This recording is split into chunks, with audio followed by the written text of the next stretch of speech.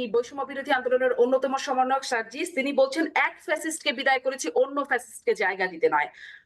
মানে এখান থেকে আসলে কি বার্তা পাওয়া যাচ্ছে? আবারও কি কোনো -2 এবারে দুই ব্যক্তি না দুই দল এরকম কি কোনো বার্তা?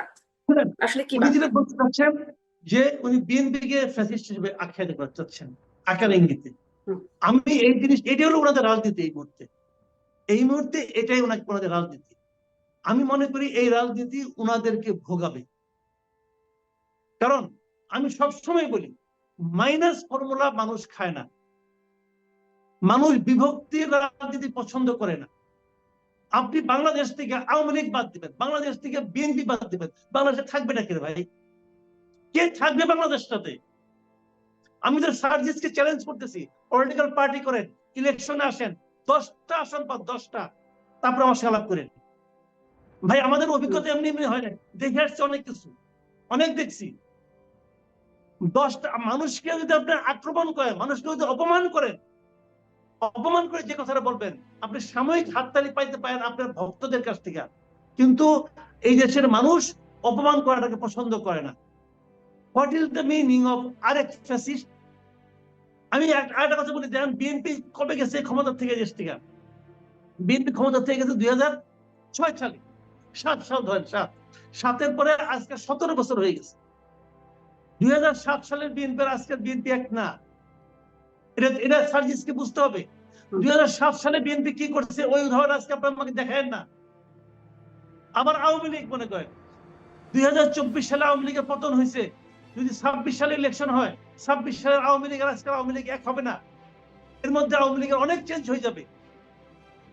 আপনি যে পুরো আন্দোলনের ক্রেডিটটা নিজের কাছে নিচ্ছেন, আপনি নিচ্ছেন, বলছেন আমি করেছি। আরে ভাই আপনারা কি করছেন সেটাও আমরা দেখছি। আমি এখন একটা কথা বলি, যে কথাটা শুনলে আপনি হয়তো একটু অবাক হবেন যে কেন বলতেছি। ওনারা যে কতটুকু করতে পারে সেটা আমরা দেখেছি। যখন ওনারা 6 জন ওই হারুনের হোটেলে বসে সিগনেচার দিয়েছিল, যে আমরা প্রত্যাহার করলাম, আপনি বলবেন যে চাপ উপরে সিগনেচার দিয়েছিল, না হারুনের হোটেলে কি ওনারা 6 জন ছাড়া এর আগে আর কেউ যায় নাই? আগে আর কোনো পলিটিক্যাল লিডারদের নেয় নাই? কারো কাছ থেকে হারুন সাহেব সিগনেচার আদায় করতে পারছিল? কেন পারে নাই? পারে নাই এই কারণে দে ওয়্যার সিজনড পলিটিশিয়ান। না, কিন্তু জনাব মাসুদ কামাল যেমন গত তত্ত্বাবধায়ক সরকারের সময় 11 তত্ত্বাবধায়ক সরকারের সময় তখন তো আমরা দেখেছি পলিটিক্যাল লিডারদেরকে নিয়ে অনেক রকম কনফেশন, অনেক রকম, যখন -2 তখনও সেই পলিটিশিয়ানদের দিয়ে করানো হচ্ছিল।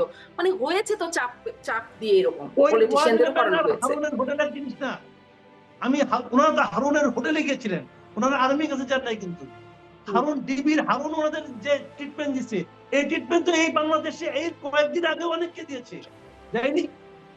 দিয়েছে তো, 28 অক্টোবর সময় দিয়েছে, এর আগের বছর 10 ডিসেম্বরের সময় দিয়েছে, পলিটিক্যাল লিডারদেরকে দিয়েছে, অনেককে নিয়ে গেছে। সবার কাছ থেকে মুছে টাকা আদায় করতে পারছে? পারে নাই তো। এই 6 জন তো দিয়ে আসছিল কেন বলেন? দিয়ে আসছিল, তাদের বডি ল্যাঙ্গুয়েজ আমরা দেখেছি। কাজে বড় বড় কথা বলেন না, আমরা এগুলো সব বুঝি রে ভাই, আমরা এগুলো সব বুঝি।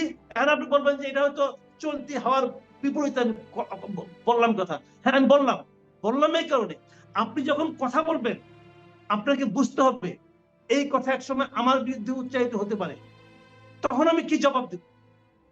ফ্যাসিস্ট কি জিনিস এখন আপনি যান বিভিন্ন জায়গায়, দেখেন আপনি কি হয়। বিভিন্ন জেলায় ওনারা যাচ্ছেন, মারামারি হচ্ছে না? কেন মারামারি হচ্ছে? এইটা অনেকের মধ্যে একটা ধারণা জন্মাইছে, আমি ছাত্র বললে আমি কিছু একটা সুবিধা পাবো। এই সুবিধা যেখানে আছে সেখানে মারামারি আছে। এগুলি বুঝতে হবে, এগুলি এত সহজ না। জি।